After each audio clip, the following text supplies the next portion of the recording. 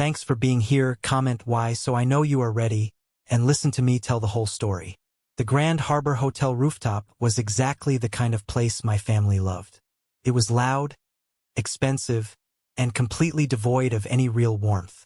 Crystal chandeliers hung from a reinforced glass canopy, catching the fading New York sunset.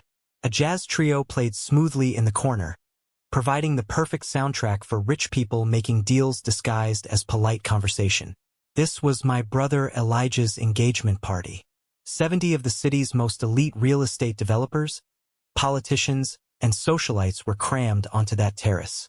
I sat at table 9. It was the table closest to the kitchen doors, reserved for distant cousins and people my parents felt obligated to invite but didn't want to look at. My girlfriend, Olivia, sat next to me. She looked beautiful in a simple, unbranded navy dress, her hair pulled back. She didn't have the heavy diamonds or the aggressive designer labels that every other woman in the room wore as armor. She just had this quiet, unbreakable calm about her.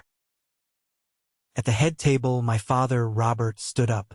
He tapped his knife against his crystal champagne flute.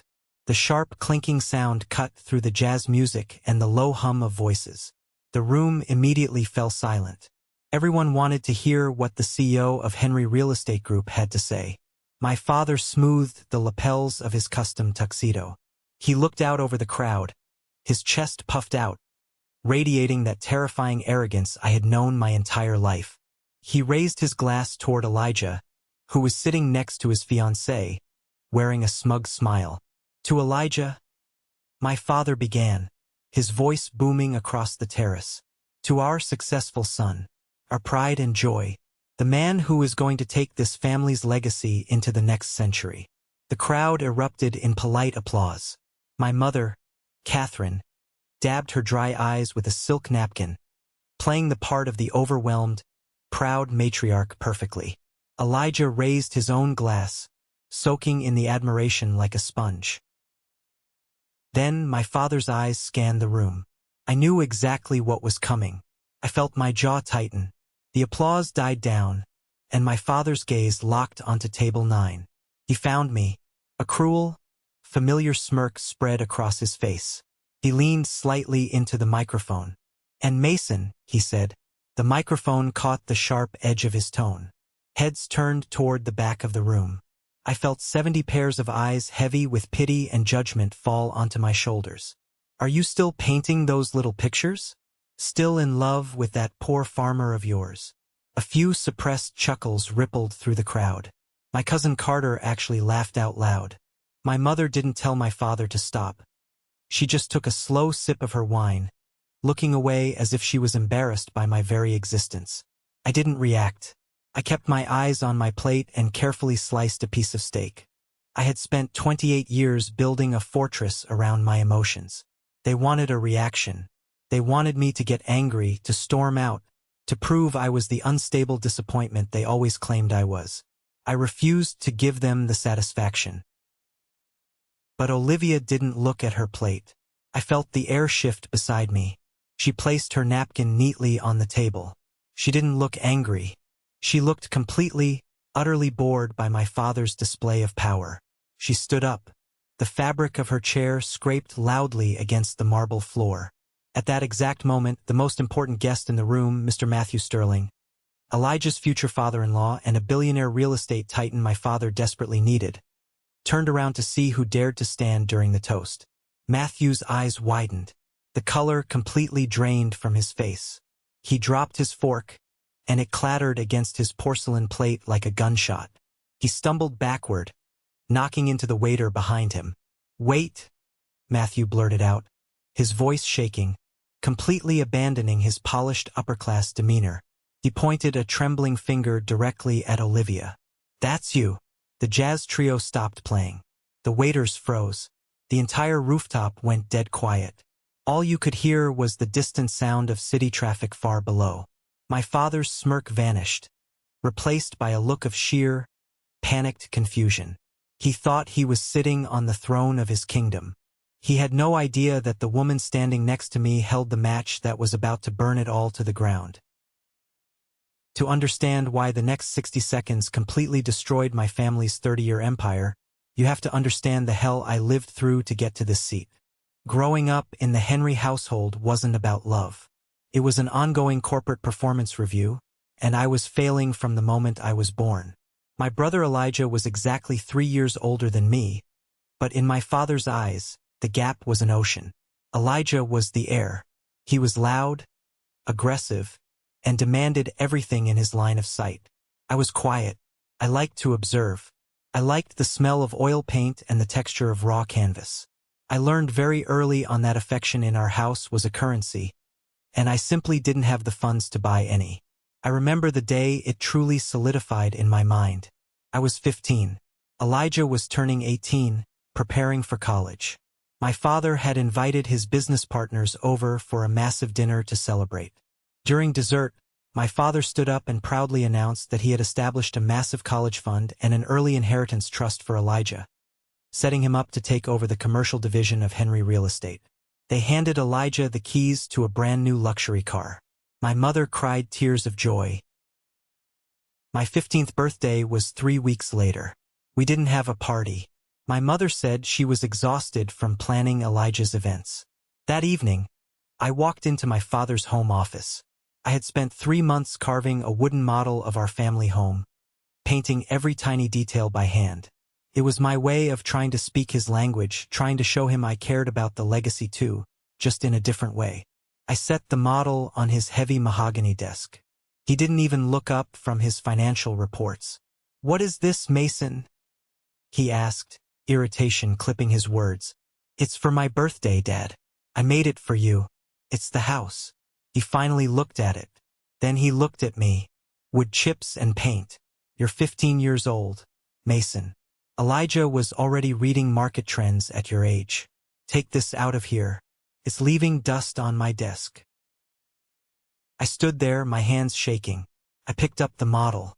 As I walked out, I bumped the doorframe, and a small piece of the wooden roof snapped off. He didn't flinch. My mother, Catherine, was always hovering just outside these moments. She was a master of toxic mediation. Later that night, she came into my room. She didn't hug me. She just sighed, sitting on the edge of my bed, careful not to wrinkle her expensive skirt. "You have to be more understanding, Mason," she said softly, but the words felt like sandpaper. "Your brother carries a very heavy burden. He has to carry this entire family. He has to be strong. Your father just wants to make sure you aren't a distraction." A distraction. That was my official title. I wasn't a son. I wasn't a brother. I was a potential liability. They poured every ounce of their resources, their praise, and their energy into Elijah. When Elijah got a C in high school math, my parents hired 3 private tutors and blamed the teacher. When I won a regional art competition, my mother threw the certificate in a drawer because it cluttered the countertops. The tilted scale of our family eventually pushed me completely out of their orbit. I realized that if I stayed, I would spend my entire life starving for a drop of water in a desert they controlled. So I stopped asking. I stopped showing them my work. I packed up my paints, put my head down, and built a wall between my heart and their expectations. When I graduated college, I didn't ask for a dime of that inheritance. I didn't want their money because their money always came with a receipt. I took a job as an art teacher at an underfunded community center in a rough neighborhood on the outskirts of the city. I spent my days handing out cheap watercolors to kids who had harder lives than I could ever imagine. I showed them how to mix colors to create light in the darkness. I was making a fraction of Elijah's starting salary. My car was 12 years old and the heater barely worked. But for the first time in my life, I could breathe. I felt useful. I felt real. I thought I had safely escaped their crosshairs. I was wrong. I didn't realize that in my family, you aren't allowed to just leave. If you aren't serving the empire, you are an enemy of it. If my father was the hammer in our family, my Uncle Joseph was the poison gas. You never saw him coming until you were already choking. Joseph was my father's younger brother. He didn't have the business acumen to run the company, so my father kept him around on the board of directors out of a twisted sense of pity and control. Joseph had been through a brutal divorce a few years prior. The custody battle over his kids had drained him, leaving him bitter, hollow, and desperate to prove his worth to my father. To me, though, Uncle Joseph always played the role of the sympathetic outcast.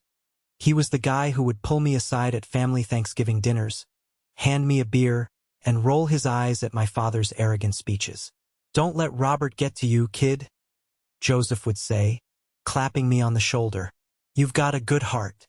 You're doing real work out there with those kids, not just pushing papers and stealing land like the rest of us." I fell for it. I was so starved for validation from a male figure in my family that I soaked up Joseph's fake empathy. I started confiding in him. I told him about the struggles at the community center. I told him how my meager salary barely covered rent and the extra art supplies I bought for the kids.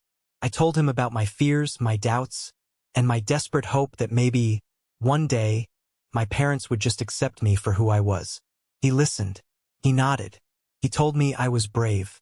Then, one rainy Tuesday evening, the illusion shattered. I had gone to my father's corporate headquarters. It was something I rarely did, but the community center's roof had caved in after a storm. We needed $10,000 just to keep the doors open.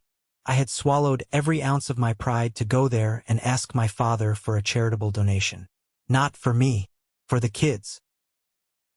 The receptionist, who didn't recognize me, told me to wait outside my father's massive corner office. The heavy oak door was slightly ajar. I raised my hand to knock, but the sound of my own name froze me in place. It was Uncle Joseph's voice. "I'm telling you, Robert, the kid is cracking," Joseph said, laughing. It was a cruel, sharp laugh I had never heard him use around me. "He was whining to me yesterday about how he can't even afford paint. His salary is a joke. He's miserable." "Good," my father's voice replied, cold and unbothered.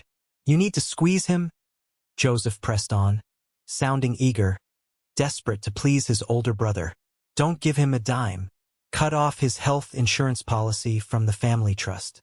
Starve him out. Give it 6 months, and he'll come crawling back here begging for a mailroom job. He's weak, Robert. You just have to break his spirit a little more."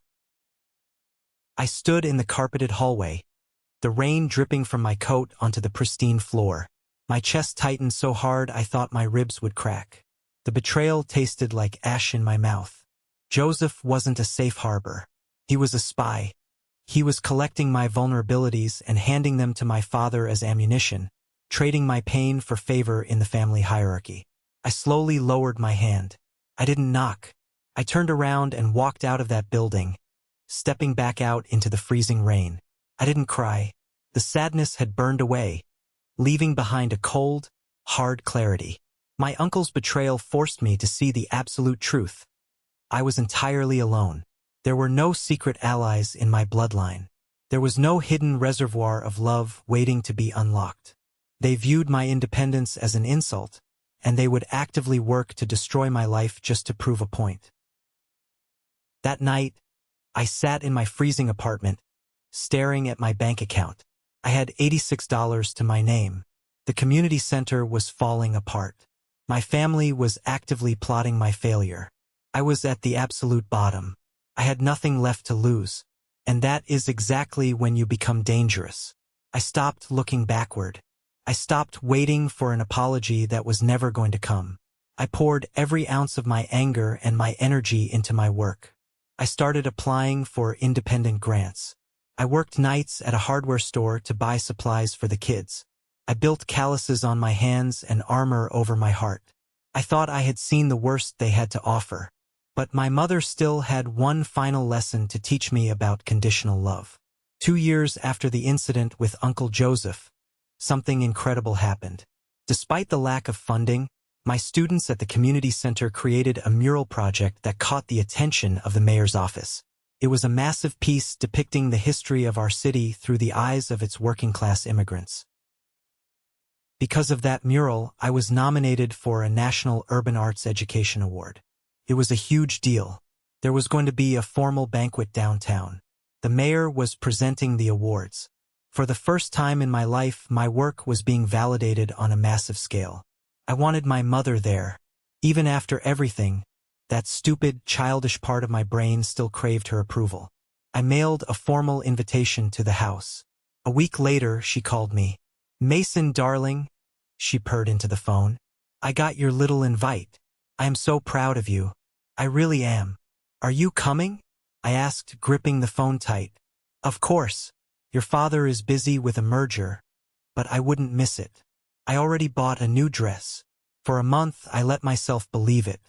I bought a cheap suit from a thrift store and had it tailored. I saved up to buy an extra ticket for her so she could sit at the nominee table with me. I told my students my mother was coming. I was 30 years old, and I was excited that my mom was coming to see me get a trophy. It sounds pathetic now, but it was the truth. The night of the banquet arrived. The hall was beautiful. My students were dressed in their Sunday best, buzzing with excitement. I stood by the grand entrance doors, watching the expensive cars pull up. The clock hit 7. Then 7:30. The ceremony started. I sat at my table, staring at the empty chair next to me. The heavy silence of that empty seat drowned out the music and the speeches. When they called my name to go up to the stage, I smiled for the cameras. I gave my speech. I looked out into the crowd of hundreds of cheering people, but all I saw was a void where my mother should have been. I checked my phone in the bathroom after the ceremony. No missed calls. No texts. The next morning, I drove to my parents' estate. I didn't call ahead. I walked through the front door and found my mother in the sunroom, drinking coffee and flipping through a bridal magazine. She looked up, startled. "Mason, what are you doing here?" "You didn't show up," I said. My voice was eerily calm.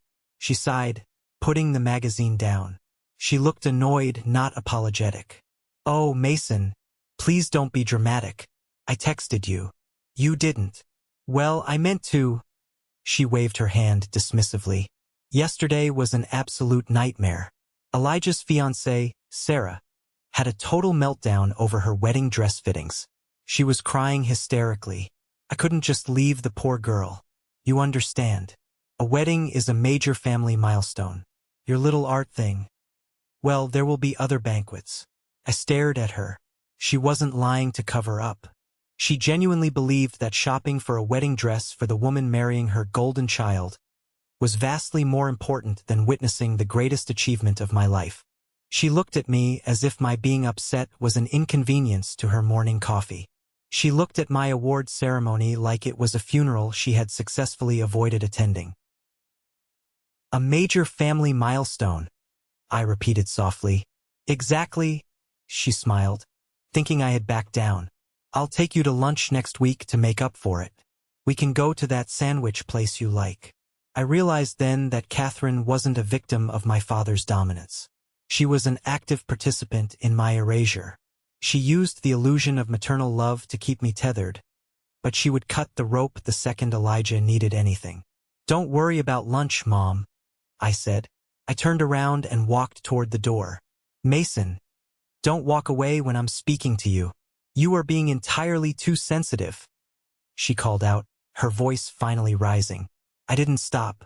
I walked out to my beat-up car, tossed the glass award onto the passenger seat, and drove away. I didn't know it yet, but closing that door behind me was the universe clearing the path. Because the very next week, I met the woman who would show me what real value looked like. I needed to get the kids out of the city. The community center was suffocating in the summer heat, so I organized a field trip. I found a listing online for a massive, independent ecological reserve about 2 hours upstate.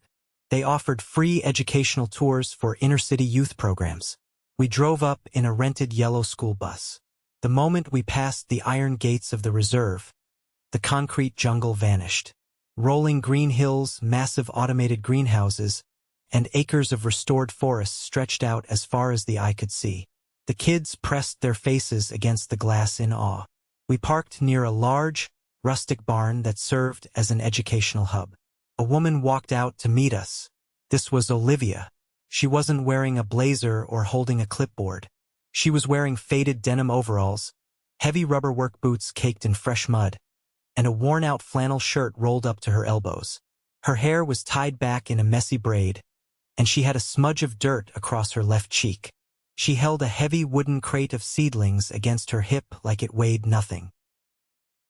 "You must be Mason," she said, setting the crate down and wiping her hand on her jeans before shaking mine. Her grip was firm. Her eyes were sharp, intelligent, and incredibly warm. "I'm Olivia. I manage the grounds." For the next 4 hours, I watched this woman captivate 30 chaotic teenagers. She didn't talk down to them. She handed them shovels. She let them get their hands deep into the dark, rich soil. She taught them how a dying ecosystem could be brought back to life if you just paid attention to what the roots needed. I was mesmerized. In my world, women dressed to intimidate. My mother and the women my brother dated wore their wealth like armor, constantly calculating the net worth of everyone in the room. Olivia didn't care about any of that. She was grounded. She was real. During the lunch break, while the kids ate sandwiches on the grass, I walked over to where she was repairing a drip irrigation line. I handed her a bottle of water. "You're good with them," I said, sitting on an overturned bucket. "They're good kids," she replied, taking a drink and wiping her forehead with the back of her arm. "They just need to know that growth takes time. People in the city expect everything instantly. Out here, you have to be patient. You have to nurture things." We started talking. Really talking. I didn't tell her about my father's empire or my brother's luxury cars. I told her about my art. I told her about how hard it was to keep the center funded. I told her about the exhaustion of trying to prove my worth to people who refused to see me. She listened. She didn't offer empty platitudes or unsolicited advice. She just looked at me with those steady eyes and said, "Value isn't something someone else assigns to you, Mason. It's what you build with your own 2 hands." I felt something shift inside my chest. A heavy, frozen block of resentment that I had carried for decades began to crack. I started driving up to the reserve on weekends. I told her I wanted to volunteer, to help her with the planting. But really, I just wanted to be near her. We spent hours working side by side in silence. We ate cheap diner food on the tailgate of her dusty pickup truck. We fell in love slowly, naturally, like a quiet sunrise. She told me she lived in a small cabin on the edge of the property. She told me she loved the quiet life. I loved her for it. I loved that she didn't care about high society. I loved that she was exactly who she appeared to be. A hard-working, brilliant woman whose hands were calloused from real labor. I was happy. Truly, deeply happy for the first time in my adult life. But my family had a radar for my happiness, and they couldn't stand it. While I was building a new life with Olivia, my past was preparing to launch a devastating attack. And the weapon they used wasn't a family member. It was my best friend. John was the manager of the community center. We had worked side by side for 5 years. We painted walls together, chased down truants together, and split cheap pizzas when our paychecks were late. I considered him a brother, the brother Elijah never was. But I forgot a fundamental rule of the world I came from. Everyone has a price. The community center sat on a prime piece of corner real estate in a neighborhood that was rapidly gentrifying. We didn't own the building. We leased it from an old private trust. For months, John and I had been working on a massive grant proposal to buy the building outright so the kids would never lose their safe haven. I had poured hundreds of hours into drafting the legal framework and the artistic vision for the space. One Thursday afternoon, I walked into the center. The lights were mostly off. The kids hadn't arrived yet. I saw John standing by the front desk. Next to him was a man in a sharp, $1,000 suit holding a leather briefcase. A corporate lawyer. My stomach dropped. I knew that suit. I knew the aggressive posture. That lawyer worked for Henry Real Estate Group. He worked for my brother, Elijah. "John? What's going on?" I asked, walking forward. John wouldn't look me in the eye. He shuffled his feet, staring at the scuffed linoleum floor. The lawyer smiled. A predatory, terrifyingly polite smile. "Mason," the lawyer said smoothly, "we're just finalizing some paperwork. Elijah sends his regards." "Paperwork for what?" I demanded, my voice echoing in the empty hall. The lawyer handed me a crisp, white envelope. Notice of eviction. Henry Real Estate Group officially purchased this building and the surrounding block this morning. We are tearing it down to build luxury condos. You have 30 days to vacate. The words hit me like a physical blow. Couldn't breathe. I looked at John.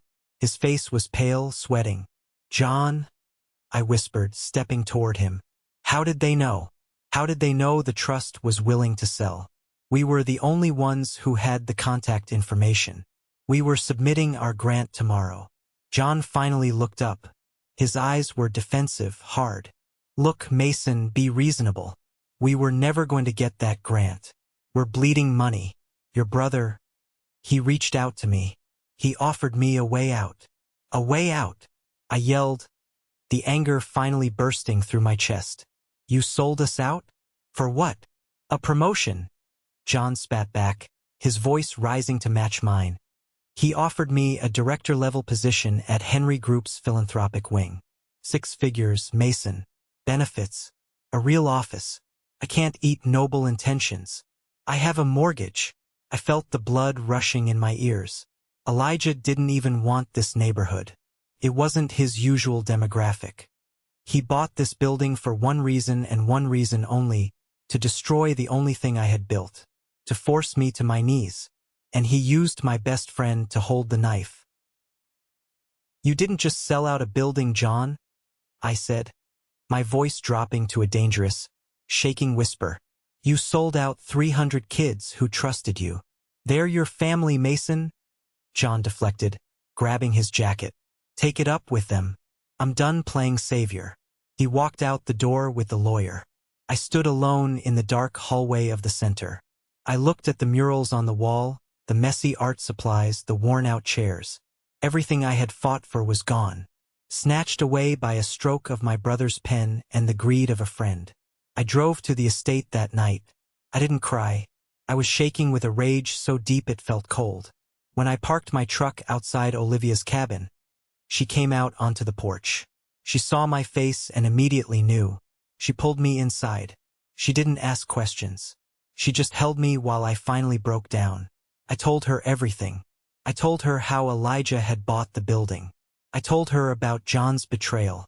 I told her how my family would never, ever stop punishing me for refusing to bow to them. I have nothing, I whispered, burying my face in my hands. I'm 28 years old, and they just wiped me out. Olivia knelt in front of me. She took my hands, my shaking, paint-stained hands, and held them tightly in hers. Her eyes were completely clear, completely devoid of fear. They didn't wipe you out, Mason, she said softly, but with a terrifying intensity. They just made the biggest mistake of their pathetic lives. I didn't understand what she meant then. I just thought she was trying to comfort me. I had no idea that beneath the flannel shirt and the dirt on her boots, the woman holding my hands possessed enough power to crush my father's empire into dust. Next week is Elijah's engagement dinner, I said, my voice hoarse. My parents want me there to parade their victory. They want me to show up broken. Olivia stood up, her jaw set into a hard, unyielding line. We're going, she said. Olivia, no. You don't know these people. They will tear you apart just to get to me. She smiled. It wasn't a warm smile. It was the smile of a predator watching a trap spring shut. Let them try, Mason. I think it's time I formally met your family. I should have known better than to bring Olivia to the family dinner leading up to the engagement party. It was a private affair at my parents' estate. Just the immediate family. A warm-up round for the main event. My mother insisted I bring my little friend so she could evaluate her.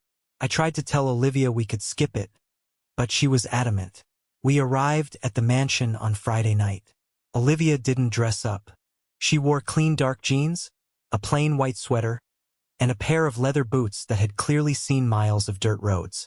Beside the marble pillars and the European sports cars in my father's driveway, she looked like an alien. We walked into the formal dining room. The heavy oak table was set with silver and fine china. My father, Robert, sat at the head. My mother, Catherine, sat to his right, wearing a silk blouse that cost more than my car. Elijah and his fiancée, Sarah, were lounging on the velvet chairs, drinking imported wine. Carter, my obnoxious cousin who basically lived at the house, was already laughing at something Elijah said. The laughter stopped the second we walked in. 5 pairs of eyes snapped to Olivia. I watched them perform a visual autopsy on her. They took in her unstyled hair, her lack of jewelry, the sensible boots. I could practically hear the cash registers in their heads ringing up a total of $0. Well, my mother broke the silence, her voice dripping with artificial sweetness. You must be Olivia. Mason has told us absolutely nothing about you. Good evening, Mrs. Henry, Olivia said politely. Taking the seat I pulled out for her at the far end of the table. Dinner was a masterclass in psychological warfare. They didn't insult her directly. They used the passive-aggressive scalpel that wealthy people perfect over decades. So, Olivia, Elijah started, swirling his wine glass. Mason says you work out at that nature reserve. What exactly do you do? Rake leaves? Give tours to toddlers? Carter snickered. I manage the grounds and oversee the operational health of the estate, Olivia answered calmly, slicing her chicken. Her voice didn't waver. Operational health? My father scoffed, not even looking at her. Sounds like a fancy way of saying you're a farmer. It's manual labor. Noble, I suppose, for people who don't have the capacity for high-level strategy. My jaw clenched. Dad, don't. Don't what, Mason? My father snapped, his eyes flashing toward me. I'm making conversation. We are simply trying to understand how someone with her background expects to build a future. Unless, of course, the plan is to simply attach herself to someone whose last name is Henry. The implication was clear. They thought she was a gold digger, which was hilarious, considering my bank account was currently overdrawn by $14 thanks to Elijah getting me evicted. I can assure you, Mr. Henry, Olivia said, setting her knife down. She looked directly down the length of the table into my father's eyes. My future is incredibly secure. I don't need anyone's last name to build my legacy. My mother let out a sharp, condescending laugh. Oh, honey, that is very cute. But idealism doesn't pay a mortgage. Catherine signaled the maid to clear the plates. While the staff moved around us, my mother reached into her designer handbag. She pulled out a thick, cream-colored envelope and slid it across the polished wood table toward Olivia. We know Mason is struggling, Catherine said, her voice lowering into a fake, conspiratorial whisper, as if she were doing us a favor. He lost his little job this week. We are fully aware of the financial reality. I assume you don't have the means to support him either. This envelope has $10,000 in cash. The room went dead silent. Even Elijah looked slightly surprised by how blunt my mother was being. Mom, I growled, standing up. Are you insane? Put that away. Sit down, Mason, my father barked. My mother ignored me, keeping her eyes locked on Olivia. Take the money, Olivia. Go buy yourself a nice wardrobe. Maybe start a little flower shop. But I want you to understand that Mason is a sinking ship. If you stay with him, you will drown. Take the envelope, and leave our son to figure out his own mess. It was the ultimate insult. She was trying to buy off my girlfriend right in front of me. I felt the veins in my neck throbbing. I was about to flip the heavy dining table over. But Olivia placed her hand on my arm. A gentle, firm pressure. Stand down. She didn't look angry. She looked at my mother with a mixture of amusement and deep, profound pity. Olivia picked up the envelope. She felt the weight of the cash inside. Then, she tossed it casually back across the table. It slid and stopped perfectly in front of my mother's plate. Mrs. Henry, Olivia said, her voice smooth and chillingly calm. Keep your money. You're going to need every single penny of it very soon. My parents froze. Carter stopped chewing. They didn't know how to process a threat delivered with a smile from someone they considered a peasant. What is that supposed to mean? my father demanded, his face turning red. It means, Olivia said, standing up and smoothing her sweater. That dinner was lovely, but we have to leave. We will see you all at the engagement party on Saturday. She took my hand, and we walked out of the dining room. Nobody stopped us. Behind us, I heard my father yelling for the maid to take the money away, furious that his display of power had been swatted away like a mosquito.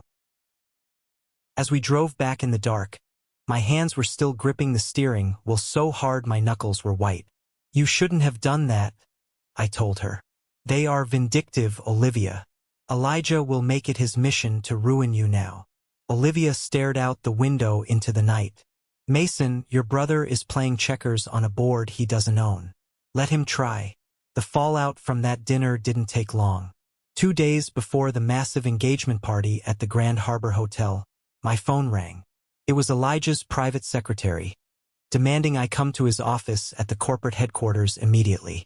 I didn't want to go, but I knew ignoring him would only make the situation at the party worse. I wanted to protect Olivia from whatever ambush they were planning. I walked into the Henry Real Estate Group building. The glass walls, the marble floors, the men in sharp suits rushing past. It all felt like a machine designed to crush anything soft or human. I took the private elevator to the top floor. Elijah's office was absurdly large. He had floor-to-ceiling windows looking over the Manhattan skyline. He was sitting behind a glass desk, aggressively tapping a silver pen against a thick legal folder. He didn't look up when I walked in. "Close the door," he ordered. I shut the heavy oak door. "What do you want, Elijah? Haven't you done enough? You took the community center. You won." He finally looked at me. There was no triumph in his eyes. There was stress. Deep, dark bags under his eyes that his expensive concealer couldn't hide. He looked like a man standing on a landmine, terrified to move a muscle. The center was business, Mason. "Grow up," he snapped. He threw the pen down. "I called you here to give you a warning about Saturday night. I told Mom we're coming. We aren't going to cause a scene if that's what you're worried about." "I am worried about you breathing the wrong way, Mason," Elijah said, leaning forward, resting his elbows on the desk. "This engagement party isn't just a party. It is the most important business merger this family has ever attempted. Matthew Sterling, Sarah's father, is the keynote guest." I knew who Matthew Sterling was. Everyone in New York knew. He was a ruthless billionaire, a self-made titan who controlled a massive chunk of the city's commercial zoning. "Matthew is traditional," Elijah continued, his voice tight with anxiety. "He cares about family optics. He cares about perfection. If he sees you and that dirt-kicking girlfriend of yours causing drama, it reflects poorly on me. And if it reflects poorly on me, the deal falls through." I crossed my arms. "What deal, Elijah? You guys have more money than God. Why are you sweating so hard?" Elijah hesitated. For a split second, the arrogant facade slipped, and I saw genuine panic. He rubbed his temples. "We need Matthew. Dad over-leveraged the company on a massive commercial development down in the harbor. We are bleeding cash, but there is a massive parcel of untouched land upstate. It's owned by a private conglomerate called the Eco Trust. If we can buy that land, the harbor development is saved. It's a billion-dollar pivot." I frowned. "And what does Matthew have to do with it?" "Matthew knows the CEO of the Eco Trust," Elijah explained, pacing behind his desk. "The CEO is notoriously private. Nobody knows their face, nobody has their direct number. They only deal through intermediaries. Dad has been begging Matthew for 2 years to set up a meeting. If the wedding goes smoothly, Matthew promised to broker the introduction next week." I stared at my brother. The great Henry Empire was a house of cards. Behind the custom suits and the arrogance, they were drowning in debt, begging another billionaire for a lifeline. "So," I said slowly, "you evicted my students and destroyed my life to make yourself feel big. While behind closed doors, you're begging for scraps?" Elijah's face flushed purple. He pointed a trembling finger at me. "Listen to me, you pathetic loser. You will show up on Saturday. You will sit at the back table. You will keep your mouth shut. And you will make sure that farm girl doesn't embarrass us in front of Matthew Sterling. If you ruin this for me, I swear to God, Mason, I will make sure you can't get a job sweeping streets in this city. Do we understand each other? I looked at his shaking finger. I felt absolutely nothing. No fear. No intimidation. Just a profound realization of how small he truly was. I understand perfectly, Elijah, I said. I turned and walked toward the door. Back table, Mason, he yelled after me. Keep her out of sight. I walked out of the building. The air outside felt cleaner. I took out my phone and called Olivia. She picked up on the first ring. Hey, I said. Elijah just gave me the rundown for Saturday. He's terrified we're going to embarrass him in front of his future father-in-law. Apparently, Dad desperately needs an introduction to some company called the Eco Trust. There was a long pause on the other end of the line. The silence stretched out for so long I thought the call had dropped. Olivia? You there? When she finally spoke, her voice was softer than usual, but it carried a weight that made the hairs on my arms stand up. I'm here, Mason, she said. Tell Elijah not to worry. Promise. Matthew Sterling and I are going to get along just fine. Saturday evening arrived. The sky over Manhattan was a bruised purple as we pulled up to the Grand Harbor Hotel. The valet took the keys to my beat-up car, looking at it like it was a disease among the line of Bentleys and Maybachs. I looked at Olivia as we stood outside the revolving doors. She had transformed, but not in the way my mother would have wanted. She wasn't dripping in diamonds. She wore a tailored, midnight blue dress that hit just below the knee. It was devoid of any logos, completely understated, yet the way it was cut screamed absolute, untouchable elegance. Her hair was swept up, and she wore a single, delicate silver necklace. She didn't look like she was trying to fit in. She looked like she owned the building. You ready for this? I asked, offering her my arm. I've been ready for this all week, she smiled, slipping her arm through mine. We took the gold-plated elevator up to the rooftop terrace. The doors opened to a wall of sound and light. Waiters in white gloves floated through the crowd carrying trays of champagne and caviar. The 70 guests were a sea of designer tuxedos and expensive gowns. The moment we stepped off the elevator, the invisible tripwires of my family's social radar went off. My cousin Carter was the first to approach. He was holding a drink, his face already flushed.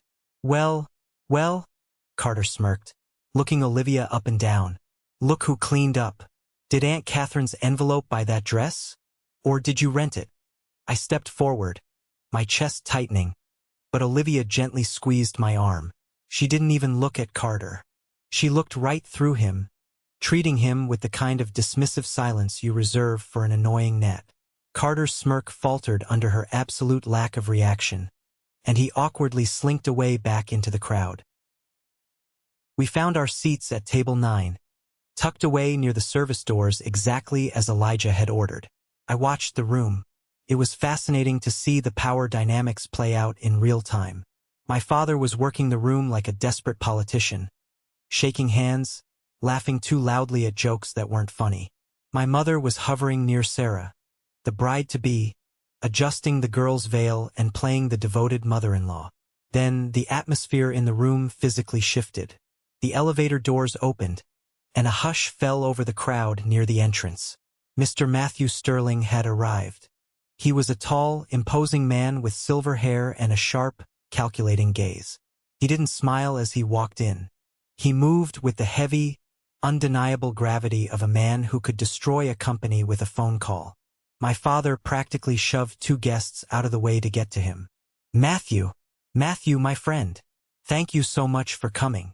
Robert was bowing his head slightly, his posture completely submissive. It was sickening to watch the man who had terrorized me my entire life grovel like a dog. Matthew shook my father's hand briefly. Robert, beautiful venue. Sarah looks lovely. Yes, Elijah is a lucky man. My father beamed, gesturing toward the head table. Please, right this way to the VIP section. Matthew began walking through the crowd, led by my father. Their path took them directly past table 9.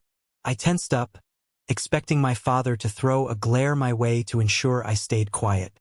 But Robert didn't even look at me. He was too focused on Matthew. As Matthew walked past our table, he happened to glance down. I saw it happen in slow motion. Matthew's eyes swept over me and landed on Olivia. For a fraction of a second, the billionaire's confident stride completely broke. He physically stumbled, his expensive leather shoe catching on the carpet. His eyes widened, and he opened his mouth to speak. But before he could utter a word, my father enthusiastically grabbed Matthew's shoulder, steering him away. "And wait until you taste the catering, Matthew. We flew the chef in from Paris." Matthew was dragged toward the front of the room, but he kept looking over his shoulder, back at our table. He looked confused. He looked terrified. I turned to Olivia. She was calmly sipping her sparkling water, watching Matthew take his seat at the head table.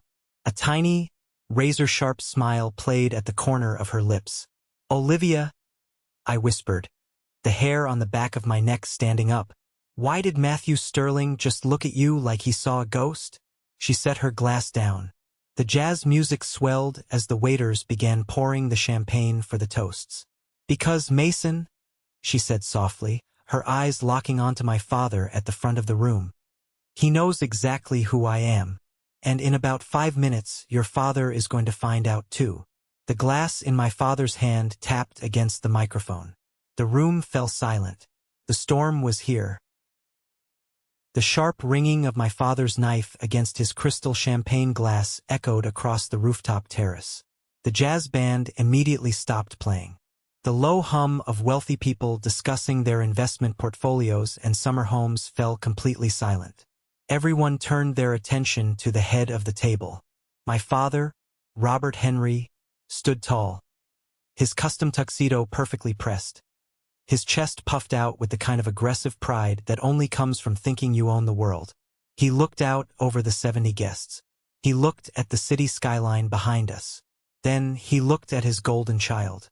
"Ladies and gentlemen," my father began, his voice booming through the microphone, engineered to command respect. "We are gathered here tonight to celebrate the future, to celebrate my son, Elijah, and his beautiful bride-to-be, Sarah. Elijah has been the cornerstone of Henry Real Estate Group. He has just secured a massive promotion to executive vice president. He is a man of vision, a man of relentless drive, and the sole reason our family's legacy will dominate this city for the next 50 years. The crowd erupted into applause. People raised their glasses. Elijah sat there soaking it in, a smug, satisfied smile plastered across his face. My mother, Catherine, wiped a fake tear from her eye, playing the role of the devoted matriarch to absolute perfection. My father raised his hand, signaling for quiet. The applause died down. He wasn't finished. He needed a punchline. He needed a contrast to make Elijah shine even brighter. And in our family, I was always the contrast. His eyes scanned the room, sweeping past the billionaires and the politicians, until they locked onto table 9. My table, the table shoved near the kitchen doors. A cruel, familiar smirk spread across my father's face. He leaned closer to the microphone. "And then, of course, there is my other son, Mason," my father said. The microphone picked up the sharp, mocking edge in his tone. 70 pairs of eyes whipped around to look at me. I felt the collective weight of their pity and judgment pressing down on my shoulders. "Tell me, Mason," my father continued, his voice dripping with condescension. "Are you still playing with your little paints? Still dragging down the family name? And what about that poor farmer you brought with you tonight? Is she going to grow some carrots to pay your rent now that you don't have a job?" A ripple of cruel laughter washed through the crowd. My cousin Carter snorted into his drink. Elijah grinned. My mother didn't say a word to stop him. She simply took a slow sip of her expensive wine and looked away. They wanted me to break. They wanted me to yell, to storm out, to prove I was the unstable, overly sensitive disappointment they always claimed I was. I felt my jaw lock. My hands clenched into fists under the table. I was 28 years old, But in that moment, I felt like that 15-year-old kid holding a broken wooden house. But Olivia didn't flinch. She didn't look down at her plate. She didn't look embarrassed. She looked completely, utterly bored by my father's pathetic display of dominance. She calmly placed her linen napkin on the table. She stood up. The sound of her chair scraping against the marble floor cut through the lingering laughter like a knife.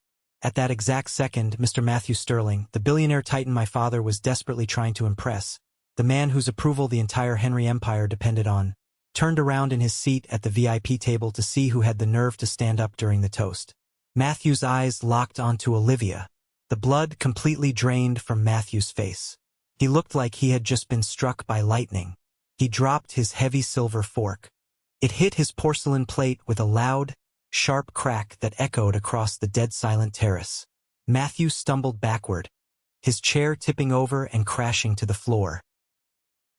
"Wait," Matthew blurted out, his voice shaking, completely losing his polished, high-society composure.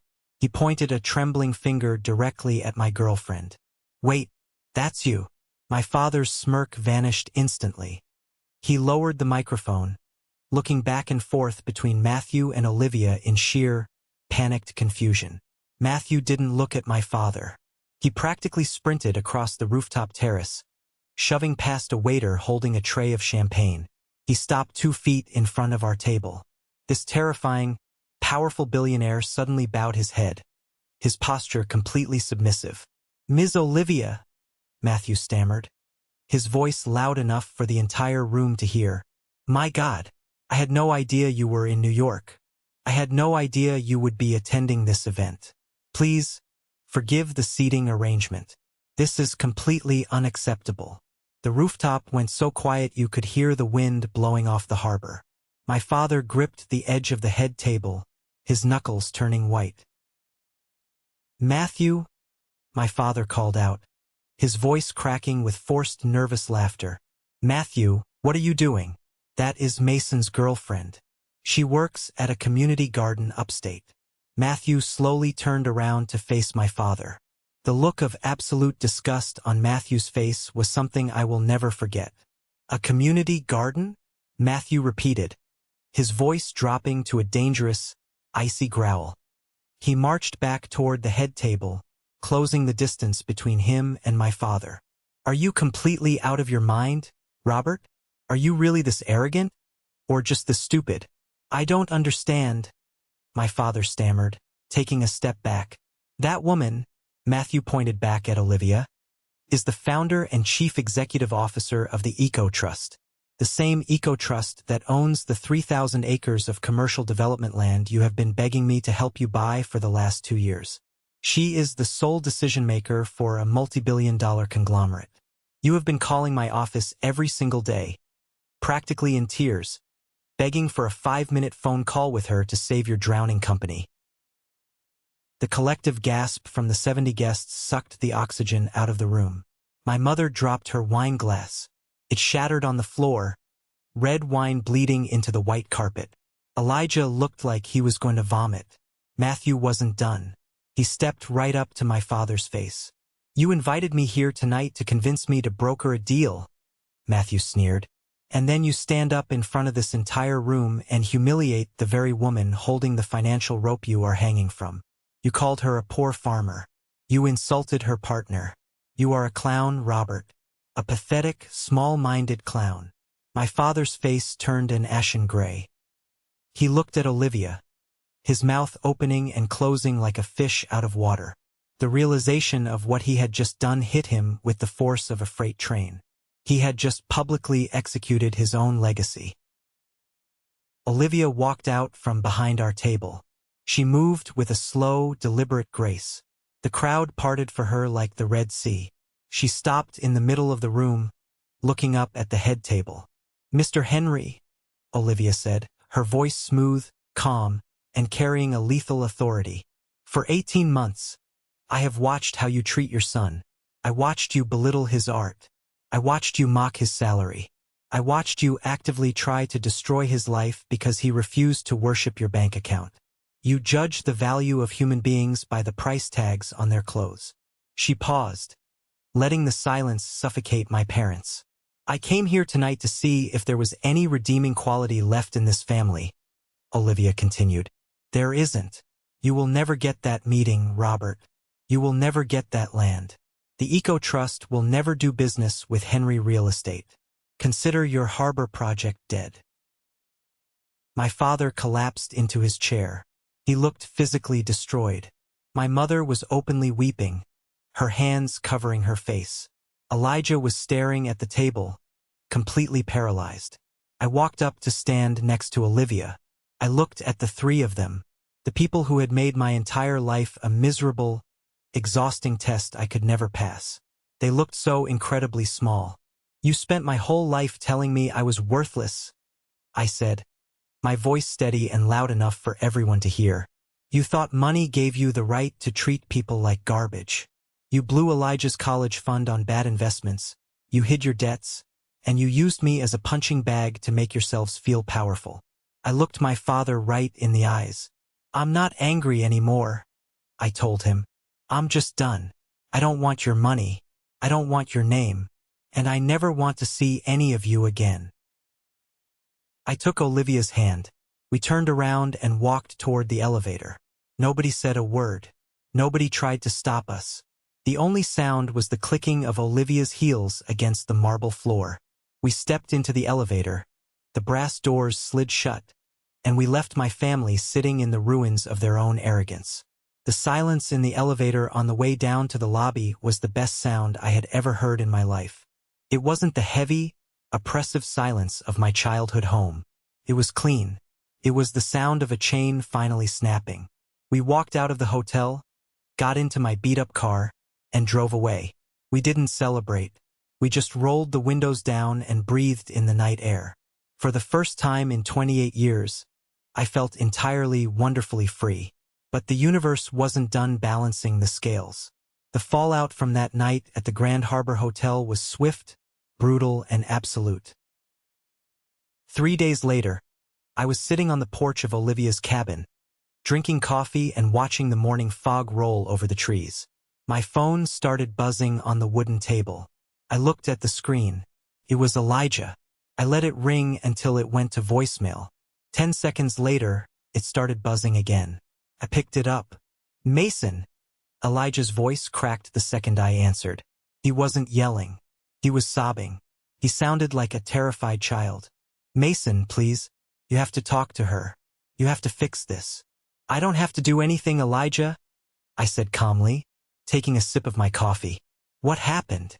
He practically choked on his words. Matthew pulled out. He canceled everything. Sarah called off the wedding this morning. She moved out. Matthew told his entire network what Dad did at the party. He told them Dad is unstable and financially toxic. All our investors are running. The banks called in the loans for the harbor project. I felt a brief, fleeting moment of pity, but I remembered the eviction notice he handed me with a smile. I remembered my students crying when the community center doors were locked. Actions have consequences, Elijah, I said. You guys built a house out of arrogance. A strong wind was always going to knock it down. It's worse than that, Elijah whispered, panic fully taking over his voice. Dad ordered a full emergency audit to try and scrape together enough liquid cash to pay off the bank. The auditors, they found my accounts. I sat up a little straighter. What accounts? Elijah broke down completely. Through the tears and the hyperventilating, the truth finally spilled out. The golden child, the brilliant executive vice president, was a complete fraud. For the last 3 years, Elijah had been secretly embezzling millions of dollars from the company's operational funds. He had taken massive, reckless gambles on offshore cryptocurrency schemes that completely tanked. He was drowning in personal debt from high-stakes gambling and luxury car leases he couldn't afford. I tried to fix it, Elijah cried. I thought if I bought the land your community center was on, I could flip it to a commercial developer quickly and cover my tracks before the audit. That's why I evicted you, Mason. I needed the cash immediately. I was desperate. He hadn't targeted my center just out of spite. He targeted it because he was a desperate criminal trying to hide his own incompetence. The great, untouchable Elijah was nothing but a thief in $1,000 suit. What did Dad do? I asked, my voice completely flat. He lost his mind, Elijah sobbed. He threw a glass at the wall. He fired me on the spot. He's talking to a lawyer right now to see if he can avoid going to prison for my financial mismanagement. Mason, please. If Olivia just signs the land deal for the Eco Trust, the banks will back off. I'll go to rehab. I'll do whatever you want. Please save us. You don't get it, Elijah, I said. There is no us. You burned that bridge a long time ago. Call a lawyer. I hung up the phone and blocked his number. Over the next month, I watched the Henry Real Estate Group collapse from a distance. It was on the local news. Without Matthew Sterling's backing and the Eco Trust land deal, the harbor project defaulted. The banks seized my father's corporate headquarters. The company was forced to file for bankruptcy protection. My Uncle Joseph, the man who had played both sides and fed my father information to ruin me, lost his cushy board seat and his salary. He tried to sue my father for severance, which only dragged the family name further through the mud in a messy, public legal battle.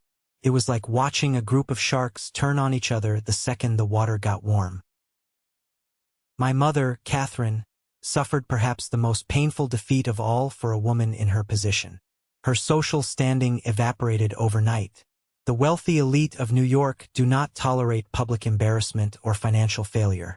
She was quietly removed from the boards of her charity organizations. Her invitations to galas stopped coming. The country club suspended their membership due to unpaid dues. She had spent her entire life judging people by their wealth, and now she had to wake up every morning and look in the mirror at a woman who had absolutely nothing left but a ruined reputation. It felt like a funeral for a family I never really had. I didn't rejoice in their pain, but I didn't mourn them either. I was too busy building my own life. 6 months passed. The winter thawed into a bright, vibrant spring. Without the crushing weight of my family's judgment, my life flourished in ways I never thought possible. With Olivia's guidance, I applied for federal grants using a new nonprofit structure. We didn't just get the funding. We received a massive endowment from an independent arts foundation. I opened a brand new, state-of-the-art community center on the other side of the city. We had real studios, top-tier supplies, and enough space to help double the number of kids. It was a Tuesday afternoon. I was in the main studio, helping a group of teenagers mix acrylics for a mural, when the receptionist walked in. She looked incredibly uncomfortable.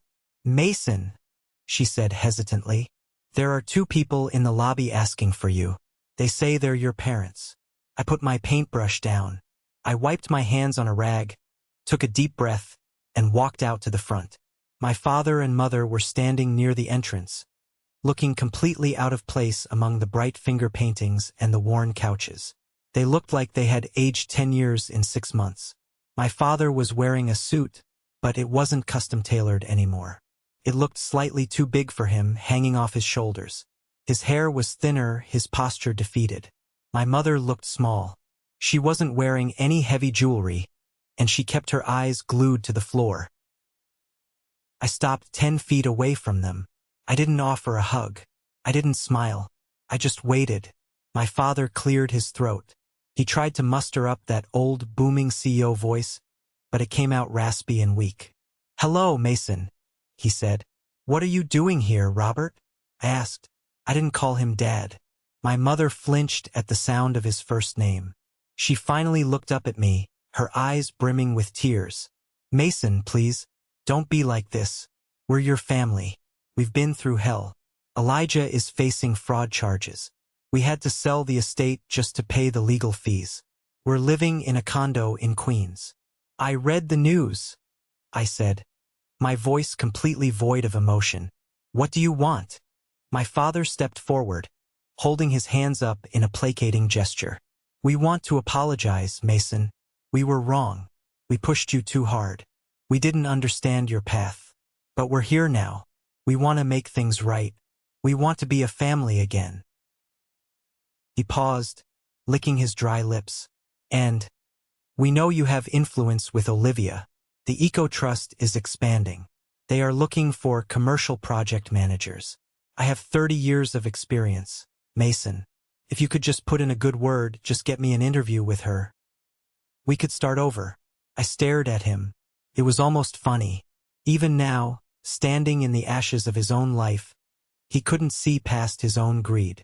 You aren't apologizing to your son, I said, my voice sharp and clear. You are apologizing to my connections. You are mourning your bank account, not your family. You don't miss me. You miss the power you thought you had over me. That's not true, my mother cried out, stepping forward. We love you, Mason. You are all we have left. You had me for 28 years. I fired back, the raw honesty finally pouring out. And you spent every single one of those years making sure I knew I was a disappointment. You missed my awards. You mocked my salary. You tried to bribe my girlfriend to leave me. You sat by while Elijah stole the building right out from under my kids. You didn't love me when you had millions, and you don't love me now that you're broke. You just need a life raft. My father looked at the floor. He knew I was right. That is my final offer, I interrupted, stepping back and pointing toward the glass doors. Leave my center. Now. They looked at my face. They saw the cold, unbreakable resolve in my eyes. The old Mason, the boy who craved their approval, was dead. They turned around and walked out into the busy city street, disappearing into the crowd. I watched them go, and I felt nothing but peace. That weekend, I drove upstate to Olivia's property. I thought I knew everything about her, but she still had surprises left. We were walking past the main greenhouses when she led me down a gravel path toward a massive, restored timber barn tucked behind a hill. I had never been inside it. She pulled a heavy set of keys from her pocket and unlocked the sliding wooden doors. She pushed them open, and the late afternoon sun flooded the interior. I stopped dead in my tracks. My jaw literally dropped. The barn was immaculate. The floor was polished concrete. And sitting perfectly spaced out in the massive room was a collection of cars that would make any billionaire weep.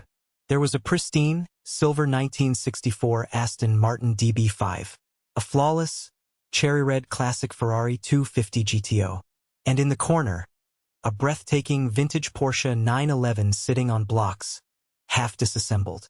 I slowly walked inside, running my hand over the gleaming fender of the Ferrari. I looked back at Olivia, completely stunned. You own these? I stammered. She laughed, a bright, beautiful sound. She walked over to the Porsche and picked up a wrench from a nearby toolbox. I don't just own them, Mason. She smiled, her eyes sparkling. I restore them. It's my hobby. When I need to clear my head from running the trust, I come out here and get my hands dirty. I told you, I like fixing broken things. I stood there, looking at this incredible woman in her flannel shirt and boots, standing next to millions of dollars worth of classic cars she fixed with her own two hands. My family had spent their entire lives trying to project an image of wealth with leased luxury SUVs and flashy watches they couldn't afford. They were loud, hollow, and desperately insecure. Olivia was the definition of quiet luxury. She possessed real power, real wealth, and real talent, and she felt absolutely zero need to prove it to anyone. I walked over to her, took the wrench out of her hand, and pulled her into a kiss. I'm 30 years old now. It's been 2 years since that night on the rooftop terrace, 2 years since I walked away from the Henry Real Estate Group and everything attached to it. I was at the community center yesterday afternoon. One of my students, a quiet kid named Luke who reminds me a lot of myself at that age, ran up to me. He had spent 3 weeks working on a canvas. He proudly handed it to me.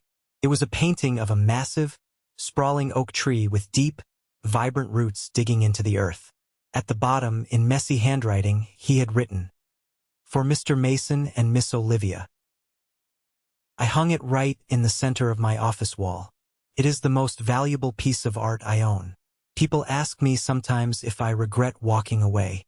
They ask if I miss the safety net of coming from a wealthy family, or if I ever feel guilty for cutting my parents out of my life. My answer is always the same: no. Not even for a single second. Going through that fire taught me the most important lesson of my life. Blood does not make a family.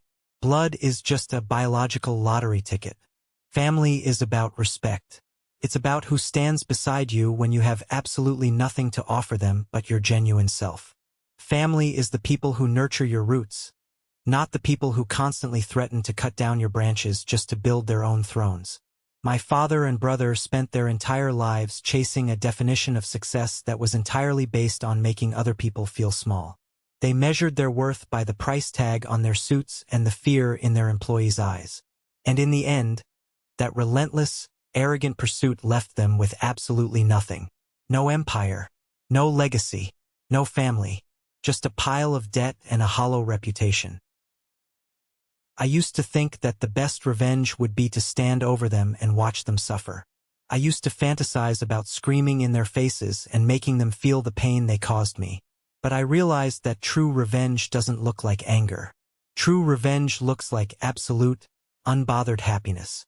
Revenge is waking up on a Sunday morning, making coffee in the kitchen of the eco estate, and watching Olivia laugh as she wrestles with our 2 rescue dogs in the yard.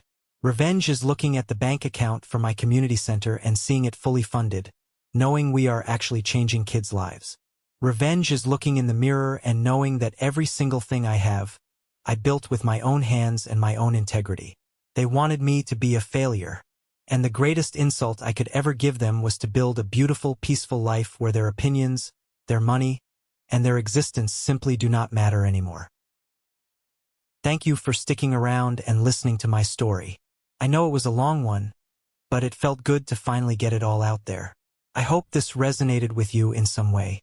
Whether you're dealing with a toxic workplace, fake friends, or a family that just refuses to see your true value, I hope you know that you don't have to stay in a room where you are constantly disrespected.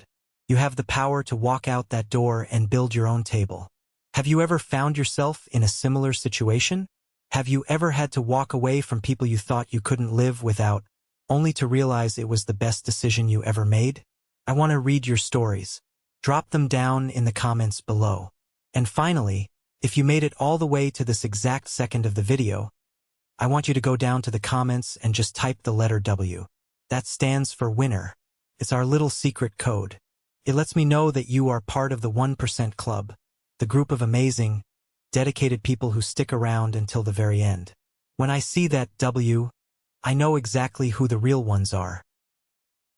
Please hit that like button if you enjoyed the story, and make sure you follow the channel so we can hang out again. I've got a lot more stories to share with you all. Take care of yourselves, protect your peace, and I will see you in the next one.